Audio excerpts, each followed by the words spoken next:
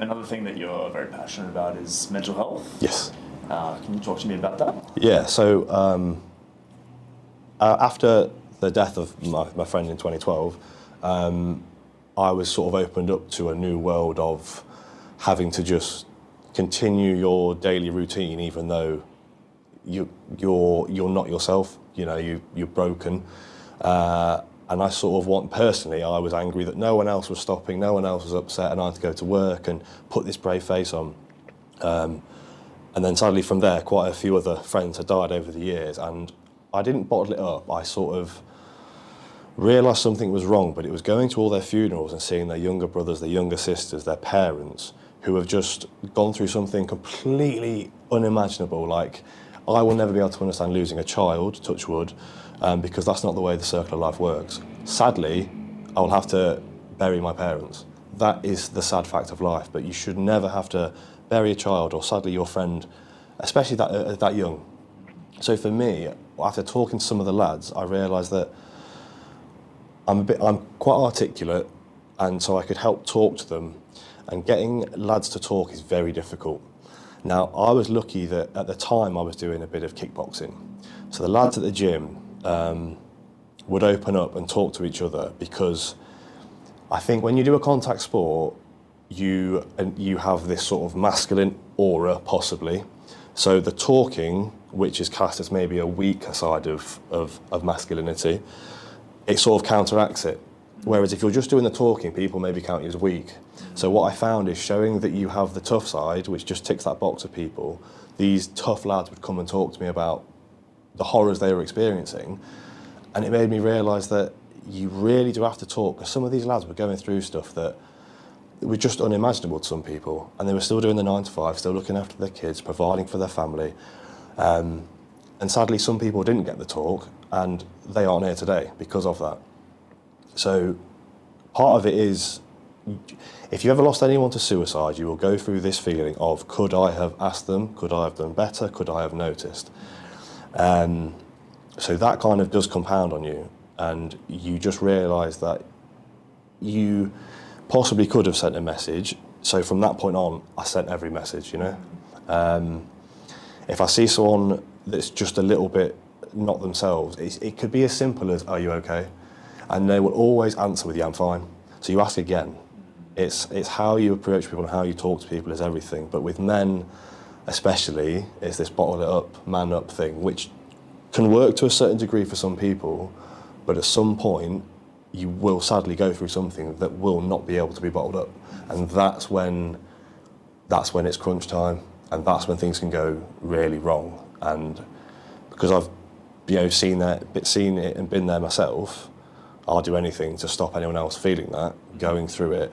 So that's why, yeah, I'm a big ambassador of talking, you know.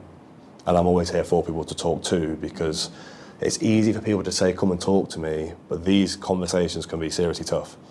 And some people will not know how to respond to said conversation. So it's a tough thing to do, because I'll have conversations with people about some very dark subjects for hours and hours and hours, and it takes a certain type of person to be able to digest and give advice on someone to someone who is at that point maybe quite emotionally heightened, and you have to really think what you're doing, and it kind of came naturally to me because I've been in that situation, you know. Yeah, I'm a big ambassador for people talking and showing that crying and all this and getting your emotion out isn't a bad thing at all. Totally, that's awesome. Can you talk a bit about your own experiences with that to the degree that you're comfortable? Because I'm curious about having an attitude of bottling things up, being the way that we're conditioned by society as men, maybe, and then maybe something changing and coming to the point where you feel comfortable. Like, was that a gradual process, or did you one day just decide, okay, I'm going to talk? I can remember there was a certain funeral, and the chap's brother, the little brother, was there, and that's when I remember I felt like I didn't want to be here at certain times, this sort of suicidal thought, until I went to this funeral and I saw the little brother who had just buried his older brother. And I have a little brother, and he's everything to me. So for me, it was this battle from, I went from, I don't want to be here, you know, feeling that suicidal thought, and then I went to a funeral and I saw the backlash of what would happen. And I would never ever put my brother in that, or my mum or my dad in that situation. So for me, it then became a battle of, well, I don't want to be here, but I also don't want to commit suicide. So you can actually be stuck in this, not wanting to live, but not wanting to die.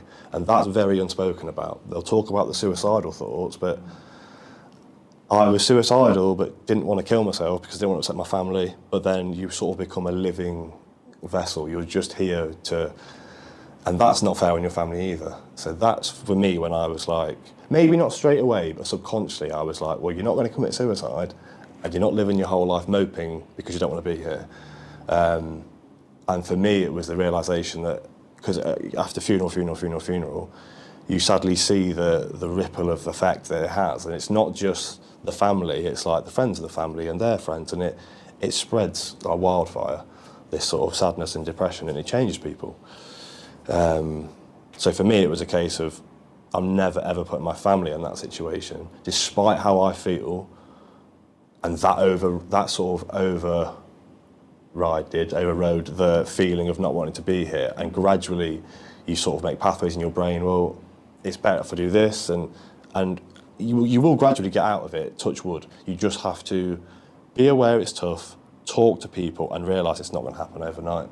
For me, it was finding a purpose. You know, it was not a purpose like that, but now through helping people, I learn sort of different techniques. I'm studying how to help people, and then I can talk to people and use that and practice on myself, and it becomes this sort of never-ending learning cycle, you know, because everyone goes through different things. That's the thing, it's quite a spectrum of grief. So people react differently. So yeah. And was therapy something that ever played a role in your life? And can you speak a little bit about this approach of going through a therapist, which can maybe be a little bit daunting, maybe a little bit expensive as well, compared to a more casual approach like speaking to someone like yourself? Yeah, so I tried therapy, but I wasn't successful, and it's a bit of a mixture of me being a difficult character and them taking so much time that I just gave up with it, because I think everything's time critical. In the UK, NHS under a lot of stress. I have to go through seeing a GP who is a GP. They are very generic. They are just there to take and move on to the next. So when you're going in, and to me it was the first time I was going to talk about something to that degree, and I was just handed a number and a piece of paper, that annoyed me quite a bit, and that sent me back away from not wanting to talk to anyone professional or this, that and the other. Previous to that, when I was at college, when said death happened, I had, I don't know what she was called, but she was just like, she was like a receptionist that helped with other bits and bobs. She'd take us into a room one by one and just talk to us. And she wasn't this clinical, and how are you, and how do you feel? Because if you're reading from a script, people like myself will feel that, and I'll instantly just not want to talk to you. It's a waste of time, waste of money. I think my advice with therapy and all this sort of, the angles are, if you're going down the therapy route, NHS will give you numbers to talk to an XYZ, and they will take time. If you want to pay for it, it's quicker, but it's expensive. So that's the kind of, the struggle I had was people have money worries, they're not going to be able to afford that. And if they are really down in the dumps, they haven't got time for the NHS. So it is a real struggle, and it's tough because I can't fix either, and I'm just one person. But for me, it's a case of getting someone quick, because I know that when I'm feeling, when it used to dip, if I could get to a friend or my family and just talk and just get that chemical imbalance to fizz away, I can pull myself out. But if you dip to a certain point, it's almost impossible, because your brain starts to just pick away every bit of positivity you can find, and at some point there's a dangerous level of negativity in your brain, you know? So you really have to just be careful it doesn't dip to that point. So with therapy, I would say, if it's time critical, if you can pay for it, try and pay for it. Easier said than done.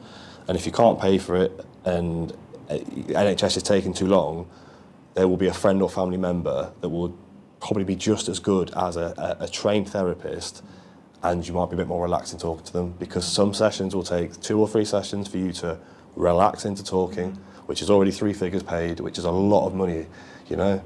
So to give someone money's troubles who's already struggling is a bit of a worry, which is why I try and just let people know on Instagram, WhatsApp, call me whenever, and we do. And, you know, it's, because I'm in Thailand and they're in England, the time difference helps, because normally I find it's between 9 p.m. and 5 a.m. That is crunch time for depression.